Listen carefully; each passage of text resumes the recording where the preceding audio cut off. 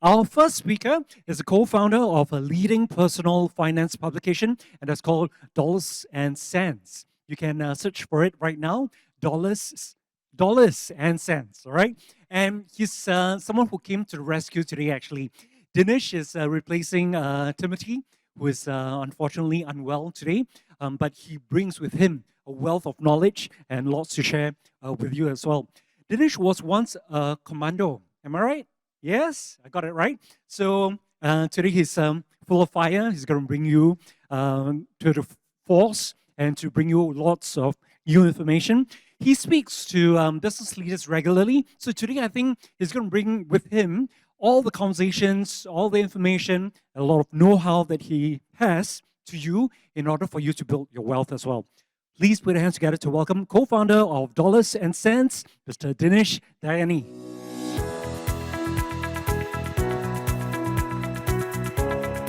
Just so you know, he hosts a podcast, but then today you just got 24 hours notification, right? That you have to be on the stage and speak on behalf of Timothy. But you guys are great pals, both working at, both serving at, I'm using the word serving because I'm thinking about your commando role. So what do you have for us today? So I think I hope not to disappoint you guys because I just saw the slides myself this morning. But you're very familiar with all the slides, I'm yes. sure. I think it's a very evergreen topic on health is wealth. Okay, all right. Would you please give him a big hand? And can we start the timer? 10 minutes for Dinesh, please. Thank you. All right. Okay, no pressure for me. So I just saw the slides this morning, so you might see me referring to the screen quite often. And I didn't even tell these guys that I was from the commando, so I was a bit surprised that they brought it up. But looks like they have all the information at their hands. Okay, so today's topic, health is wealth, something that my co-founder literally found out today because he doesn't have the health to come and give this session. Right, so that just shows how important health is. Right, okay, so how to enjoy financial freedom your way. Okay, so this is basically a matrix. You got to think about it. Health, wealth, and time. So when you're young, you have time, you have health, but most likely you don't have wealth yet unless you're born in certain families. And when you're in the middle age, kind of working, you have wealth and health, but you don't have the time because you're working all the time, right? And when you're older, you kind of build up as much wealth as you would probably already have done, and you have time because you're kind of retired, but then you don't have your health, or your health's kind of waning. So it's kind of a matrix that all of us have to go through at every stage of our lives, when we are young, middle age, and old. And we can't really run away with it from it because there are some trade-offs, right? We have to kind of work. We have to study. We have time when we're younger. Then we have to work when we're a bit in the middle age. We have families to take care of. Most of us are in the sandwich generation. So there's kind of a trade-off that most of us have in our minds, or most of us think we have in our minds. So this topic for today is kind of saying that how these things are not supposed to be trade-offs, but they can reinforce one another. Right? So we don't have to give up one for the other, but they reinforce one another. And this is why my co-founder thought so. Let's just get a little bit into his psyche then. Right? So health is wealth and vice versa. So how you make money work for you. So when we are healthy, I think we should start with health first, right? Because if we don't have health, we can't even work, we can't even build our portfolio, we can't even build our wealth. So we start with when we are healthy. We work and we earn a living, right? Most of us have jobs, and that's how we start building our wealth. So I'm just going to give my example, but all of us will go through this journey as well. When we are young, we go through university, we go through education, and then we don't really have a lot of money, and then that's why we go and work, right? And we're healthy, but we don't have time when we're working. So then we build our wealth, and that's where we earn a living. And when we are healthy, and that's what the slide is trying to say, we spend less on healthcare, right? Because we're healthy, we spend less on healthcare. We don't go to the hospital as much. We don't fall sick as much. A lot of us think we're invincible. We don't even go to the doctor when we're sick, right? That's me. I don't know about the rest of you, but I just think if I sleep it off for 1 or 2 days, I don't have to go to the doctor, right? And I haven't been to the doctor in a year, actually. And then we spend less on treatments. And also when we're working, we have the chance to save money. And that's where we start our wealth building journey. And then when we have wealth, or we have enough wealth, we can spend on taking care of our health then. So it reinforces one another rather than being a trade-off, right? When we have wealth, we can buy whatever supplements, we can take care of our mental wealth, we can wind down. And also, and this is something I do as well, when we have wealth, we have the choice of buying time, right? What I mean by this is we have the choice of hiring a helper. So if you have wealth, then you can hire a helper. You're buying some time, actually. When you have health, you can buy a car. When you have wealth, you can buy a car. So you're buying some time, actually. You don't want to travel maybe to the public transport, even though it's convenient, and I'm not saying anything against the government, even though it's convenient, but having a car is a bit more convenient, right? So you're buying time, and you can only do so when you have wealth.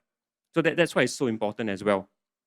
And the third way we can kind of buy time is if we have generated or we have accumulated enough wealth, we can choose to maybe work a little bit less, choose to work less stressful jobs, and then this will mean that we are buying time away from our careers then once we have generated enough wealth. Right, so that's the idea behind this talk for today. And I think we should always start by thinking about our health first, because without health, we can't even think about the next stages, right? So, exercising, very important. I was a commando, so I take my health a little bit seriously as well. And I think that I have to thank the commandos or the army maybe for instilling that into me. So I go for runs quite regularly today. I play football, I play badminton quite regularly on a weekly basis. So you kind of exercise, keep your health up, keep healthy, build your energy and focus, and this will then transform into being able to be more focused at work, right? Being able to be more concentrated on building your career and then rising up your career ladder, and that's where you start building your wealth after that, right? So it's reinforcing one another. And then the other main point here is also starting early. Starting early is very important. Same as building your health. You can't just. I heard someone in a different talk today. I was here a bit earlier.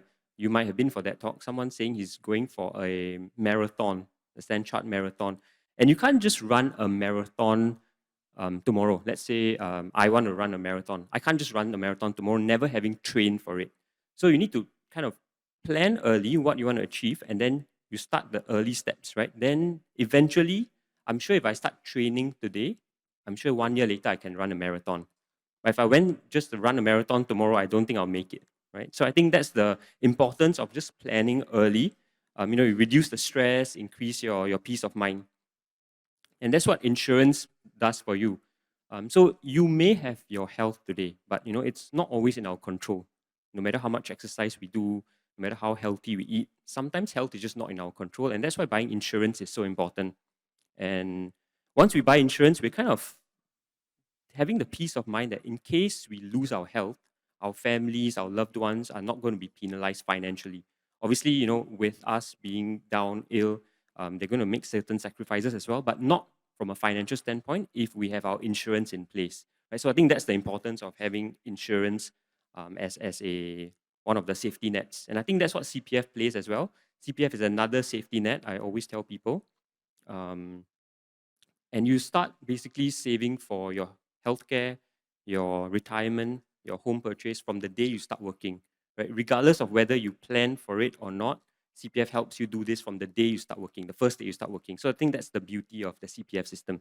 Just another plug-in in case there are not enough today already. Okay, so there are two ways of making money basically. One is what most of us are doing. I am doing as well. We work for the money that we get. So every month we do our jobs, then we get our salaries in the bank, right? So most of us are doing it. I'm doing it as well. The second way to make money, obviously, is you make money work for you, and that's basically investing, right? You put your money into investment, and then it just rides up. Hopefully, a globally diversified investment. This is not the talk. Maybe other talks I think were fixated more on the investment part of it. So you invest in a globally diversified portfolio, and then that's how you make your investments work for you. So there are two general ways to make money. And then I realized my co-founder put this random tree in the slide, so I kind of just think about what it means. It reminds me of something Warren Buffett said, or at least is claimed to have said, where this tree is here providing shade to the path for people. And it didn't just get here magically, right? Someone had to plant a seed. Right? I think that's the what this picture is trying to say. Someone had to plant a seed maybe 20, 30, 40 years ago for this tree to really be built up and then provide the shade to anyone walking across this path to get to his destination. And it's not very different from our lives as well, right? We need to start planning early. And I think this is probably the last slide. Yeah. So we work But I think the most important thing is try and plan for our lives early. And this is the chart I wanted to get to actually. And just to explain a little bit, if you see year 0 to year 40, right? So year 0, let's say we put in $10,000 into a bank account and $10,000 into the CPF SA, right? So think of it as planting that seed early. If you just let it be in the bank, I'm not going to fixate too much on the rate line. That's just putting it in the bank, earning the 0.05. You earn $200 over 40 years. So I'm not going to talk about that. Look at the blue line instead. You put $10,000 in year 0. After 40 years, it becomes $45,000. Yeah, so $45,000. If you can scrutinize those numbers, every 20 years, your balance doubles or more than doubles, right? So imagine year 0 is the year you start working at 25. Where I started working, I think. So year 0, you just put in $10,000 into your CPF. After 20 years, it should just double. So without you actually working or contributing any more money, that number, $10,000, would have doubled. And then that number would have doubled again when you're 40 years old. So 25 plus 40. So when you're 65 years old and you're ready to retire, that $10,000 you put into your CPF at 25 years old would compound into over $48,000. And it got me quite, I got 7 seconds left, so I probably should end off here. But it got me quite interesting. I wanted to say this last point where I wanted to think about how do I make my child a millionaire, right? And if you put money into your child's CPF account from day 0, so from the day they're born, and you just put like a few $1,000s every year instead of into your own account, after 65 years, this is an article on Dollars and Cents, and maybe for those of you who win the golden ticket later, I'll probably share with you more about it. But this thing is just flashing up at me. Time is up, and I'll end my speech here. Thanks, guys. Thank you. Thank you, Dinesh. Interesting message about health, wealth, and time, right? So Timothy is not here because he's unhealthy. You're here because you're wealthy, and we're giving you more time later on to get a message across. Today, we're also very privileged to have Gerald with us because I think to Gerald, his time is money, isn't it? Is that true? No? Maybe? All right, he'll clarify when he comes on. He's a founder and CEO of Beansprout, and I feel that his willingness to come here to share his knowledge with us and share his time with us is invaluable. This is a platform that helps individuals to make better financial decisions. He's had, in fact, more than 15 years of experience in investment advisory. So he's the best person right here on stage for the next 10 minutes to give you advice and also lots of information. He was, in fact, the head of Singapore Securities Research at Credit Suisse. So you know that what he's saying is true and real. Please put your hands together to welcome CEO of Beansprout, Mr. Gerald Wong.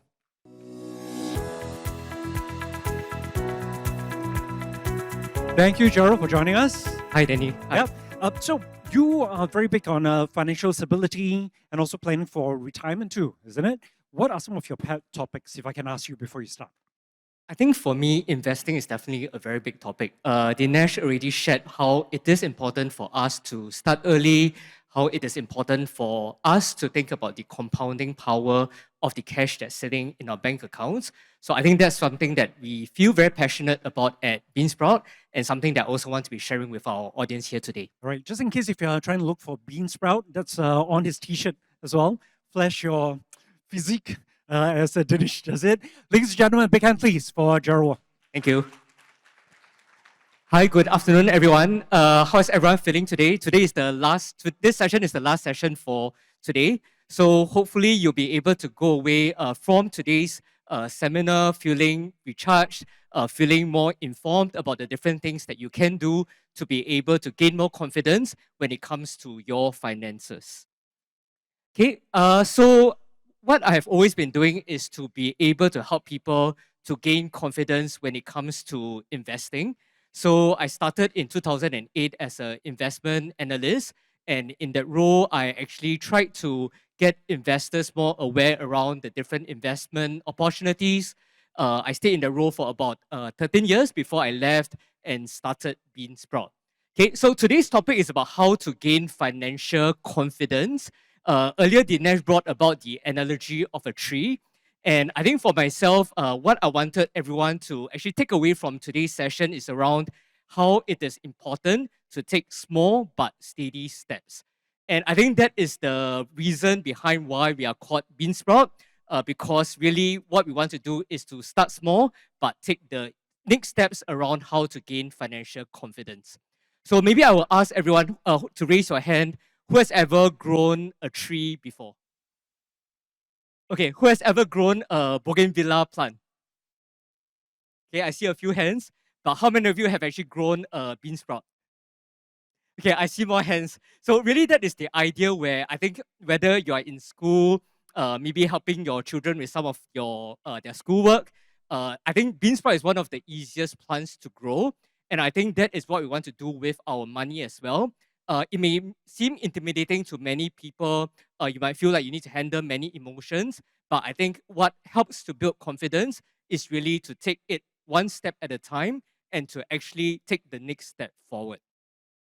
Okay, so in terms of the 3 steps for me, in terms of gaining financial confidence, number 1, to have a clear framework, because that's really when you're able to guide your investment decisions as well as to reduce your emotions. Number 2, take action. So usually for me, if I'm feeling very worried, if I'm feeling very anxious, what always helps is just to take action, because when I'm doing something, I'm not worrying, I'm not actually trying to think about what is the worst thing that might happen. And in doing, I actually learn more about myself. I learn more about how I can improve in my investment decisions.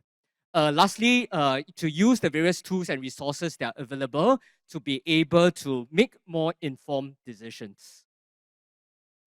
Okay, so number 1, how do I actually gain more confidence? The first part is really to understand yourself. And I think if you have some time after today's session, these are the 3 questions that I will encourage you to think about before you even put your first dollar to work. Okay, so spend some time tomorrow. Tomorrow is a Sunday. If you have some time to rest, to be able to think about what you want to do for your financial plans, first understand what your goals are. Okay, for some of us, it might be retiring with $500,000.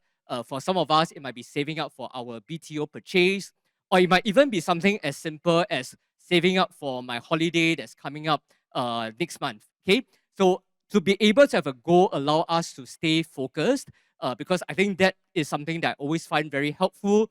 If it's something that I know what I'm working towards, it keeps me always focused in terms of how I'm moving ahead towards this goal. Next, when it comes to investing, knowing your risk appetite is another very important factor, because when it comes to investing, I think what many of us face would be the emotions that come through with it. Uh, as you always read from the disclaimer, investments always come with risk. The capital is not guaranteed, and I think that is what always turns many people away from investing. So to be able to overcome that, I think understanding our risk tolerance is then important. You may ask, what does that actually mean? Okay, so to me, effectively, it means how will I actually feel when maybe I make some small losses? Do I lose sleep over it? Do my relationships with my friends and family actually get affected? Last but not least would be your time horizon. Is this something that I'm thinking about for the next 10 years, 20 years, or is it just for the next 3 to 6 months? Okay, so having had this financial plan, I think thereafter I will think about the different building blocks to allow me to achieve my plans. Okay, so that is where the taking action actually comes in handy, because having these different building blocks allow me to then better think about how I can achieve my various goals. So I've stated 3 building blocks here, and I want you to think about it as layer over layer that you can actually start to build. Okay, so number 1, CPF as the foundation towards your retirement. Number 2, supplementary retirement scheme. I will share more about what it is later. And thirdly, different passive income streams that effectively allow our money to be working for us, like what Dinesh shared earlier. Okay, so I know it is now close to dinner time, so what I can offer you is some food, and in my case, it is actually a multi-layered kueh. Okay, so if you want to think about dinner and what you want to have, and think about what you can learn from today's session, just always think about this kueh. Okay, so first layer CPF, second layer your SRS, and the third layer the passive income streams. Okay, so for CPF, I think there are many technical terms. I always get the question, how do I make sense of all of it? How do I think about what is the basic retirement sum, enhanced retirement sum? It all may actually seem quite intimidating. So what I've done is to translate it to numbers here. Effectively, what we can do is to work it backwards. For example, if I'm thinking about having a monthly payout from the age of 65, at between $1,610 to $1,670, then I can think about the CPF life premium, the savings that you need at the age of 65, and then to work it backwards, the amount of savings that you need at the age of 55. Okay, so without going into all the technical terms, just with a simple table like this, we can roughly estimate how much we actually need in our CPF accounts at the age of 55. Okay, so you might be asking, how do I then get to this amount? So earlier I shared that it is important to take practical steps. So some of the practical steps that we can think about is whether we want to be making voluntary top-ups, whether we want to be transferring from our OA account to the SA account to be able to earn a higher interest rate. Okay, the next one is the supplementary retirement scheme. So for the CPF that I shared earlier, the contributions are compulsory based on the income and the current employment that you have. But for the supplementary retirement scheme, which is the SRS, that is a scheme that is voluntary, but it also allows us to start accumulating for our retirement. Okay, so in this case, I've cited just one example where you can actually make yearly contributions towards your SRS account up to $15,300. And then with that, you get a tax relief for your contributions. And with the contributions that you have made towards the SRS, you can think about different investment opportunities to be able to earn a higher interest rate compared to the SRS interest rate. Okay, so I think the key takeaway for SRS is really to invest, don't leave it idle, because the SRS account only allows you to earn a basic interest rate of 0.05%. Okay, the third one is the passive income streams. After I've taken care of my CPF and SRS, effectively, how can I allow my other savings to also be working hard for me? So I've stated some examples here. They are all generally quite popular among Singapore investors. It can be Singapore REITs owning a share of some of the shopping malls that you might be familiar with, Singapore blue chip stocks, bonds, or even the Singapore savings bonds. All of them are different ways that we can think about earning passive income. Okay, so if there's something new to you, I think the suggestion is always to start small and more importantly, be consistent, which is where the idea around taking it step by step is important once again. Okay, so last but not least, we can think about the various tools that we can use to be able to help control our emotions. Because personally, for me, I always find that I always want the numbers, I always want the facts to be supporting, because that helps me to overcome my worry, helps me to overcome my fear. So I think one of the things that I shared earlier is to have a plan and to know your investment objectives, your risk appetite. So one of the tools that might be helpful is the retirement payout planner. Effectively allows you to understand what are the amount of savings that you might need based on your lifestyle choices at retirement, whether your current income is on track to achieving this target, and what you can potentially do to be able to close this gap. Okay, so do try it out. I personally tried it out myself, and I find it very helpful for me to map out how near or far I am to my targets. Okay, so I won't go through how this is like, but you can see that effectively it guides you through in a step-by-step manner. Okay, and last but not least, I think many of you have asked, like, how do I calculate how much passive income I can get when I actually make different investments? So at Beansprout, we also have a tool that's called the Passive Income Calculator. What I do is I use this tool to calculate how much interest I can earn on, say, SSB, the Singapore Savings Bond, fixed deposit, selected Singapore blue chip stocks, and then how I can use this to be able to supplement my retirement savings. Okay, so to sum up, really, it is down to 3 steps. If there's anything that we can take away from today's session, number 1, to be able to have a framework. Number 2, to take practical action. And last but not least, to use the tools to be able to gain confidence. So I think with these 3 steps, they can help you to overcome some of your worries, some of your anxiety when it comes to building your long-term wealth. Okay, thank you so much for hearing me, and I look forward to your questions. Thank you, Gerald. Can I keep you on stage, Gerald?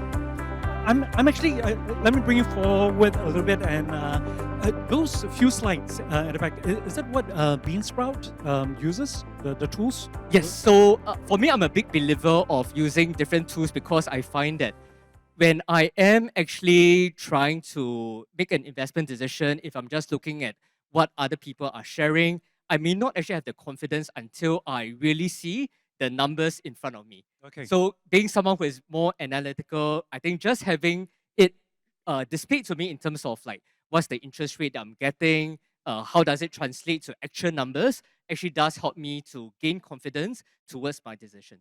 Excellent. And now can I invite Dinesh to join us on stage once again? Please take a seat. Can I invite Gerald to take that seat on your left? Yeah. Just so that later when they take a photo, it's going to look great with you guys in the same position as the photos. Okay, so thank you so much. We're going to have a Q&A session. What's going to happen now is it's going to be a lightning session where our speakers are going to get 1 minute each to answer your questions. And you can pose your questions right now by scanning the Mentimeter QR code on the screen. Not scan me, but this QR code. And you can post your questions directly, asking all of your burning questions to either Dinesh or Gerald. And I'll be checking on them. Before we start, maybe something to warm you up so that you get used to the 1 minute countdown. Do you have an example of someone who has successfully transformed their mindset? Because we were thinking about how to reinforce someone's psychological way of looking at investing with money or making use of money. Do you have an example to share with? Did they switch off your mic already before you start? Yeah. They need the time to start at the minute, is it? Yes. No. Go ahead. 60 seconds start now. All right. So one example that I can share is quite close to my heart. It's actually my dad. And I think many of us will maybe have similar experiences, but this is mine.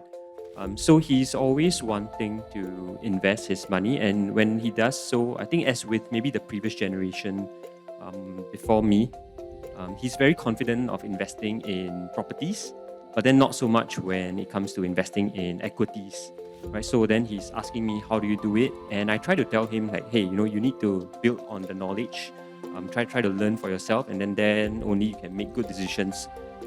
But I feel like you need to also understand your strengths and weaknesses. So I think my dad is someone who maybe not very familiar with investing in equities. So being able to see the prices go up and down on a daily basis, he's more prone to maybe trading on emotions.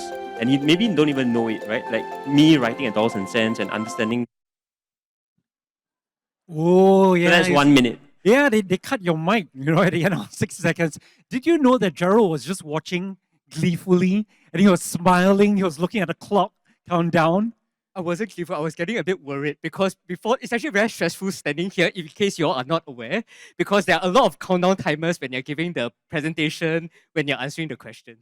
Right. Did you want to finish the last few So the minutes? last thing I would say is just to wrap it up. I think invest only in something you're confident of as well, and don't just jump into things that you're not confident of because other people say, hey, you need some exposure to equities. Like really learn it and understand it for yourself before investing. All right. Thank you very much. Do you know that it's more stressful for the MC?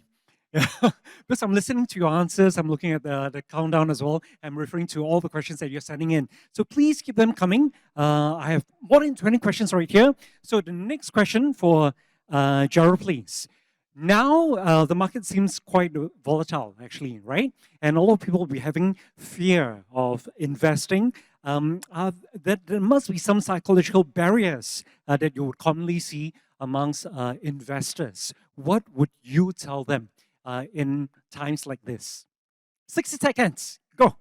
Okay, so I think when it comes to investing, what all of us fear, myself included, is the volatility. So effectively, how do you actually react when the markets are coming down? So I think the coming down of the markets is inevitable. Markets go up, markets come down. But I think what is always helpful is once again to go back to what I shared earlier, the 3 steps. Number one, if you have a framework, that is always helpful because you can always go back to your financial plan. Number two, once you have the plan, act on it because I think that is effectively what allows us to stay focused towards achieving what our financial goals are. Last but not least, to be able to overcome the emotions, use the various tools and resources that are available. Because, for example, if I know that I'm investing in this because it gives me a 5% dividend yield every year, even if markets come down, I might be comfortable with this 5% yield and I'm happy with it. Whoa! The round of applause is for keeping time, finishing within 60 seconds. Very kanchong, on stage. Okay, next question for Dinesh, please. How can young adults balance their financial advice or their financial goals with their personal lifestyle aspirations? So it's about thinking of what you want for life and then also looking into your investments and financial goals. I think the first thing I would say is that we're lucky to have CPF, so we're all already investing and saving for our future from day one. The other thing is that we need to understand that every dollar we're spending today, we're actually taking away from our future self. Right? So if you come at it from that mindset, then you maybe protect your future self a little bit more, so you spend a little bit less. And the third thing I would also say is that when you spend today, you are actually taking away from yourself at 65, right? So you might want to think about smoothing out the lifestyle that you want to live. Don't just maybe go for holidays, extravagant holidays, buy a car in your younger days. Then when you retire or when you're winding down, you think, hey, I can let go my car, I can let go my holidays, I can let go living in a condominium. It's harder than you think once you reach that age. So I think smooth out the expenses throughout your lifetime rather than expand extravagantly when you're young and then cut down drastically when you're older. You're getting good at this. I think, yeah. Practice. All right. Next question for Gerald, please. What is your advice for someone who's starting to invest at the age of 50? Okay, I think regardless of whether you are 50, 20, or 30 and starting to invest, I think go back to the principle of the Beansprout, which is always to start small. So when I shared the 3 questions around understanding your investment objectives, risk appetite, as well as your time horizon, the question I always get back is how do I know how to answer these questions? Which I think is a very valid question. And I think the only way to really answer it is to try it for yourself. Because, for example, to understand your risk appetite, the more important thing is to understand how you react when you really put your money to work. So if I start by investing $100, I realize that I'm starting to lose sleep when I lose $10. That is where I know that maybe I don't have the appetite to be able to take so much risk. So it doesn't hurt to actually start small because that's when you're able to learn more about your personal style, your own investment risk appetite, and be able to learn from these experiences. We're all getting to be experts with financial balancing and also timekeeping. Next question for Dinesh. I love it that we have different brackets and different audience in different age groups right here. For someone who's starting his career or her career versus someone who's in his or her 40s, what might your advice be with making money work for you, which was one of the messages that you had in your presentation? I think the main difference is just someone at the start of their career. I would assume maybe 20 to 25. You just have a 15-year head start on someone who's in their 40 or 40 years old. So you can afford to generally, I'm not giving financial advice here, but generally, you can take more risk when you're a bit younger because you can ride out the market's ups and downs. So like Gerald say, when markets go up, sometimes it comes down as well. So I think that's what it means, when you invest and you have a longer time frame to ride the ups and downs, you can invest in riskier assets, and one form of riskier assets is equities. So that's the general advice for someone who's younger. Then as you get older, you might want to pivot more towards fixed income. But I think 40s, you're still a bit young. You don't have to pivot to 100% fixed income or withdraw everything and put into CPF. I don't think you have to make that drastic steps. You're still a bit young. You can kind of maybe slowly or gradually pivot to the fixed income. And maybe in your 40s, you should start thinking about it. Excellent. No? Enough time. All right, Yeah. okay. More than enough time. Someone was listening really closely to Gerald because the question is, as an analytical person, which was what you said about yourself, what are some of the other financial tools that you found useful in helping you make better decisions, especially with the allocation of financial resources? Okay, I think once I know what I'm trying to achieve in terms of my financial goals, effectively it comes down to two things, which is number one, return, as well as number two, the risks that are involved. So in terms of returns, what I shared earlier would be if I'm able to map out how much each of my individual investments are getting in terms of the potential returns, I'm able to better understand whether I'm on track towards meeting my goals. So I think that's the idea behind the passive income calculator that I shared earlier, because that effectively allows me to understand how my different passive income streams are actually coming together to be able to achieve my financial goals. The next part is actually understanding the risk, and that's where I can use various tools such as looking at the historical price chart of various investments to know how much they may actually come down in previous crises and understand whether that is something that actually intimidates me and stop me from making those decisions.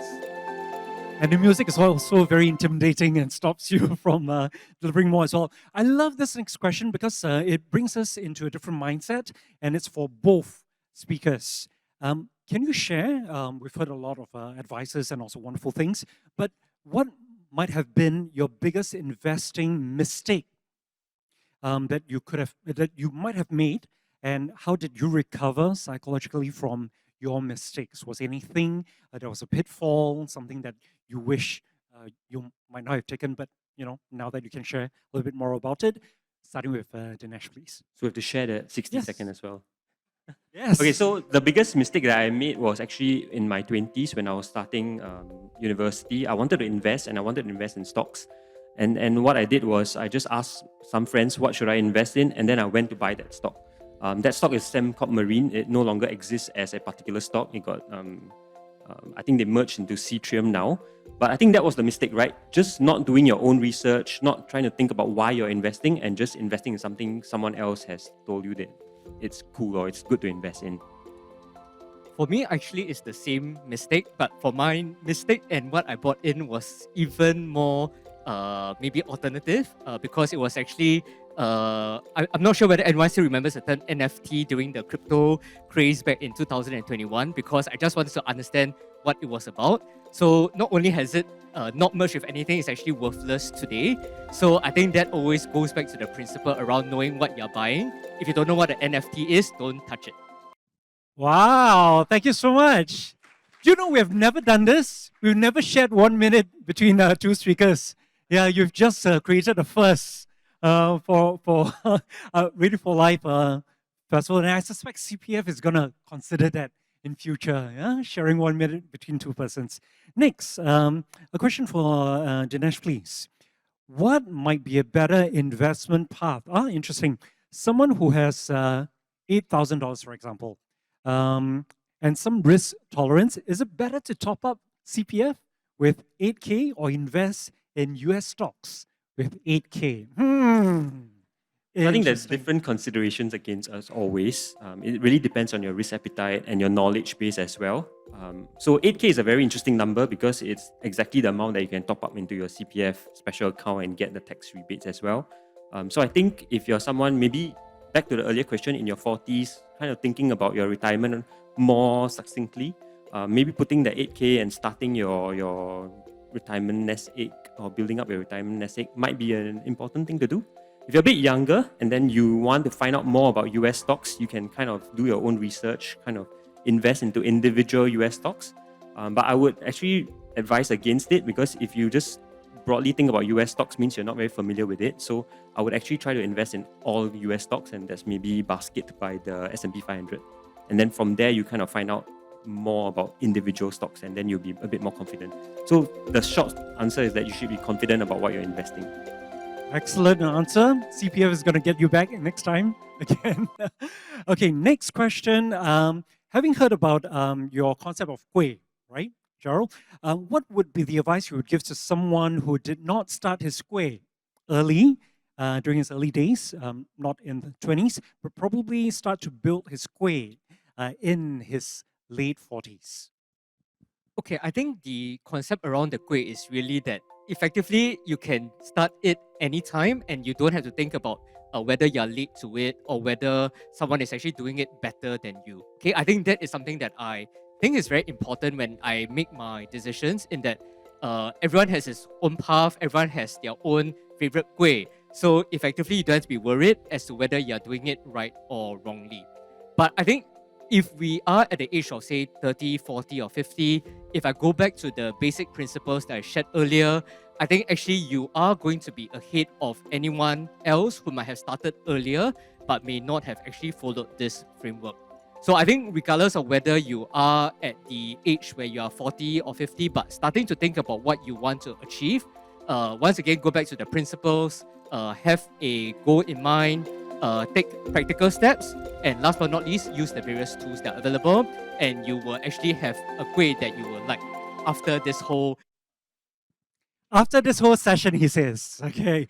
I love the thing that you guys did. So I'm going to give you a minute between the two of you, 30 seconds each. And I've got a wonderful question here as well. For you, speaker, at your age, at your stage, what are your plans for your own future? Okay, so personally, I have 2 young children. I love to spend time with them, and a lot of my financial planning, I think, goes into their future right now. And so I'm thinking about building their education fund, their university funds.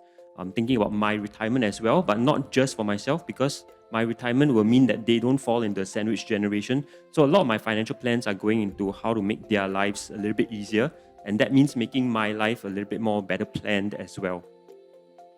Gerald! Okay, for myself, I think one important concept that I always try to think about is financial freedom. I know the word is a bit overused these days, but I think it is something that is helpful for all of us to think about. For me, it's important because it allows me to come out from a steady job to start my own company. And that actually requires a lot of work in terms of making sure that my personal finance is taken care of before I can actually do all of that. But I think it's something that we can all think about. What does financial freedom actually mean for us, and what we can do to be able to achieve that? Wonderful. Big hand, please, for both our speakers. I feel that you have good chemistry going on between the two of you. You're sharing the stage, but it's more than just sharing their knowledge and what they really feel. It's also walking the talk. And thank you so much for sharing that personally. All right, now we're going to go into the golden ticket distribution, where we're going to ask 10 questions. If you know the answers, would you please raise your hand? Stand up if you can so that we can see you clearly. And we'd love to give 10 special people. These 10 persons will be spending 15 minutes together with Dinesh and Gerald in a special room that we've prepared so that you can have one-on-one conversation. It can be a consultation, but wonderful getting to know you guys a little bit better, but also to address your concerns, okay? So these 10 questions, if you know the answer, would you please raise your hand, stand up, grab our attention. Please help me to look out for them in the crowd as well. Okay. Question number 1, according to Dinesh, how are health and wealth related? Do they compete with each other? Are they mutually exclusive? Interdependent? Yes. A hand right there. Or is it a primary driver? Can we pass a mic over, please? B, they are mutually exclusive. And B, is the answer correct? I have to read it myself. Ah, he's got to read it himself. So I didn't come up with this, and there wasn't my slide. So give me a second. All right. Health and wealth, are they mutually exclusive? They don't affect each other. Is that true? Yeah, I think it's supposed to be C. They Don't get the answer lah. I haven't got that one. You are too honest, and obviously Timothy is the one who prepared these slides. Okay, That's all right, but thank you so much for. Unfortunately, I probably have to give the opportunity to someone else. But thank you, thank you. You're the first one, and I think that really takes some courage as well. I'm gonna get you to ask one more question at the end, okay, to make up for this one. Let's go for the next question. Question number 2. You mentioned that there are 2 ways to making money. What are they? Is it A, get a job, work overtime? Over there, I saw a hand shot up, right at the back. C. C, you work for money and money work for you. That has to be correct. Come on. And don't tell me the correct answer if you're not sure. Okay? Yes, correct answer. Congratulations. Can you just flash your golden ticket at me a little bit? Thank you very much. First winner of the golden ticket. Okay, so this is exciting because we need to read the answers as I well. feel like it's a test for me as well. Yeah, speed reading, besides speed answering. Question number 3. Which example best demonstrates the concept of health equals wealth? Thank you for lifting your hand, raising your hand, also standing up right over there. A. A. Is that right? Good health allows me to retire early since I need less money for healthcare.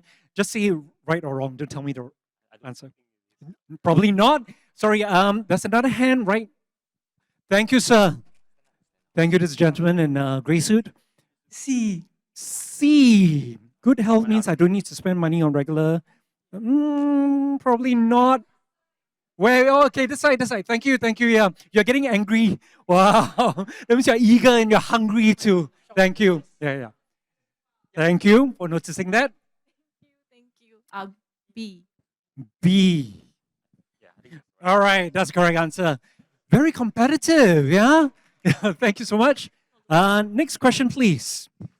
Question number 4. What is the base interest rate? You choose. Gerald choose. Who? Right there, sir? C. Loud and clear, 4% per annum. That's correct. Congratulations. You've got a golden ticket. We're giving out the next golden ticket for this question. How frequently does CPF Life provide payouts? Gerald, which one? The guy with his hand still up. Thank you. That will be monthly. Monthly. Is that correct? Monthly, okay. Yes, congratulations. That's the correct answer. Question number 6. What are the key considerations before you start investing? Gerald? Right at the back? Yes. They chose someone, yeah. Yeah, D. All of above. All of the above. Correct. Yeah. That's correct. That's from Gerald. My questions are a lot easier. You lah. Tim is testing me. Why are your questions so difficult? I was afraid I wouldn't be able to answer them myself. We took so much time and effort to prepare all these questions. We had discussions and we had talks. Okay. Question number 7. What are the ways to grow your CPF savings for higher monthly payout in retirement? Gerald? D. D? Do you Correct. say a B for boy or D for Denmark? The last one, all of the D. above. Yes, correct. Correct. All of the above. Congratulations. You got a ticket. Question number 8. What is the maximum annual SRS? Contribution amount? Right here in front. B. E. B. E for elephant. B. B. Sorry, 15,300. 15,300? 15,300 going once, 15,300 going twice. Correct. It's correct. Yes. And that's correct. Congratulations. Question number 9. Which of the following should not be considered as a source of passive income stream? The guy right at the back? Right at the back. Right. In shorts or in... Right, okay. Right At next the to back, you. behind you. D. Cryptocurrency. Yes, correct. That's correct. Okay. And this is Gerald's question as well. In Gerald's square analogy, what are the 3 layers he outlined? Gerald, look out. Over there. Which one? Who are you Answer pointing is at now? C. Answer is C. You're sure it's not number D, lottery winnings? Yes, correct. It's C. CPF, SRS, and passive income. All right. how many tickets do we have? Two more, is it? Or one? One over here and one over there? Okay. All right. You've got, oh, only one. Okay. The pressure is on you now to ask a question, and then you have to pick someone with a hand up and then determine if the answer is correct. Okay. Think carefully. You don't have 60 seconds for the question, though. Okay, what interest rate does your ordinary account pay? Right over here. And your answer is? 2.5. Yes. All right. Congratulations to our 10 golden ticket winners. Can we gather you right in front of the stage right here? We're going to usher you into a special guest room where you'll be speaking personally to our two speakers. Once again, would you please give a big hand to Dinesh and Gerald? Thank you, everyone. Thank them for joining us right here. Thank you.